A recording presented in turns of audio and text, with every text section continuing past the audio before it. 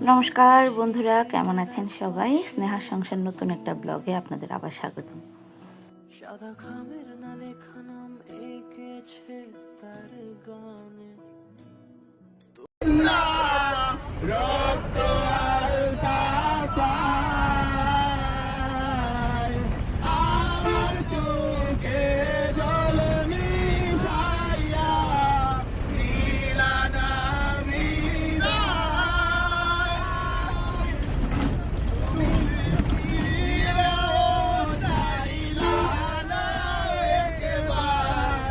তাকে দিয়ে দিতাম না বলে তোদের মধ্যেই বিয়ে সুতরাং তখনও কিন্তু তার বিয়ে প্রস্তাব হয়নি। শুধু তাই না, যে কোনো কারোর কাছে বিয়ে ছিল না, বুঝেছো? ছিল না, তার জন্য দোয়া করছেন। তার নিকট প্যার মেয়ে দেখেছো, দেখতেও যেমন সে তার মনটাও ছিল অনেক প্যার। তার জন্য প্রার্থনা করবে সে যেন তাকে যদি সারের সালেকে পাই না রঙের দুনিয়া তোরে চাই না, চাই না রঙের দুনিয়া তোরে চাই না। দিবানিশি ভাবি যারে, দিবানিশি ভাবি যারে, তারে যদি পাই না রঙের দুনিয়া তোরে চাই না, চাই না রঙের দুনিয়া তোরে চাই না। প্রাণ বন্ধুর সঙ্গ নিলাম, ভালোবেসে মন দিলাম।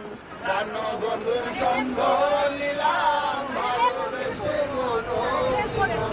পূর্বে যা হবে বেছিলাম, পূর্বে যা হবে বেছিলাম, এখন ভাবি তাই না রঙের দুনিয়া তোমাকে না লেখা। এতক্ষণে হয়তো বুঝেই গেছেন আমি একটা পিকনিক বাসে আছি। আসলে আমার হাজব্যান্ডের কলেজ থেকে পিকনিকে গিয়েছিল, দর্শন বিভাগ থেকে। সেখান থেকে আমরা নিমন্ত্রিত ছিলাম। আমরা গিয়েছিলাম লালাখাল নামে একটা জায়গায়, যেটা সিলেটে খুবই বিখ্যাত একটি জায়গা। লালাখাল মূলত একটি প্রাকৃতিক জলপথ। সিলেট থেকে ৩৫ কিলোমিটার দূরে জৈন্তাপুর নামের যে অঞ্চল, সেখানেই লালাখাল অবস্থিত। এটি মূলত ভারতের চেরাপুঞ্জি পাহাড় থেকে যে জল নেমে আসে সেটার সাথেই যুক্ত। আর এটার জল, এখানে লালাখালের জলটা একদম নীল না সবুজ, এত সুন্দর জলটা, মানে ছবিতে অনেক ভালো আসে আর নিজের চোখে দেখলে তো ভালোই। খুব সুন্দর আসলে জায়গাটা দেখেছি, কিন্তু মানুষের ভিড় যদিও একটু কম, কিন্তু জলটা খুবই সুন্দর।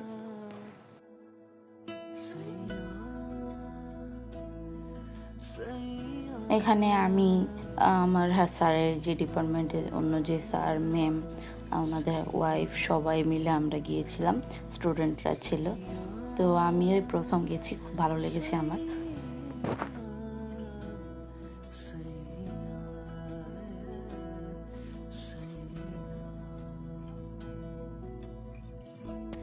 সিলেট মূলত এমন একটি শহর যেখানে পর্যটক কেন্দ্র অনেক বেশি, আর এখানে দেখার মতো জায়গা অনেক বেশি। যদি কখনো আপনাদের সুযোগ হয়, অবশ্যই সিলেট ভ্রমণ করবেন।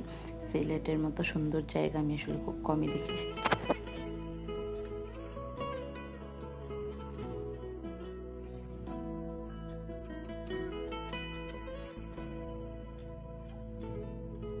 আমি আমিতে ভাসিনি কোনো দিনও নীলে, তুমি তোমার দু চোখে সেই নীল ছুঁলে। আমি আমিতে ভাসিনি কোনো। এত সুন্দর জায়গা দেখে কি আর কথা বলার ইচ্ছা থাকে বলেন? তো আমরা বোটে করে একটা জায়গায় গিয়েছিলাম, সেখানে আমাদেরকে নামিয়ে দেওয়ার পরে আমরা ছবি তুলেছি সবাই, তারপর চা খেয়েছি। যদিও চাটা একদম বাজে ছিল, একজনের লোক ছিল উনি চাটা বানাচ্ছিল আর খুবই বাজে চা বানিয়েছে। তো তারপরে বাচ্চারা এখানে জলে নেমেছিল, তো আমরা বারবার ডাকাডাকি করছিলাম, কারণ কিছুদিন আগেই এখানে একটা দুর্ঘটনা ঘটেছে চূড়াবালিতে। তো আমরা বারবার বলছিলাম যে তোমরা উঠে পড়ো, এখানে দরকার নেই থাকার, কারণ কখন কি হয় বলা যায় না। জায়গাটা এত সুন্দর, মানে বিশ্বাস করার মতো না। আর এখন আপনারা যাকে দেখতে পাচ্ছেন পাপড়ি ভাবি, আমার সাথে খুব ভালোই সম্পর্ক, আদম শফিউল্লাহ স্যারের ওয়াইফ। তো উনি খুব ভালো মানুষ, আপনারা ওনাদের জন্য দোয়া করবেন। আর এখানেই তো রাত হয়ে গেছে, আমরা ফিরছি। আজকের মতো এতটুকুই, আপনারা সবাই ভালো থাকবেন, বা টাটা।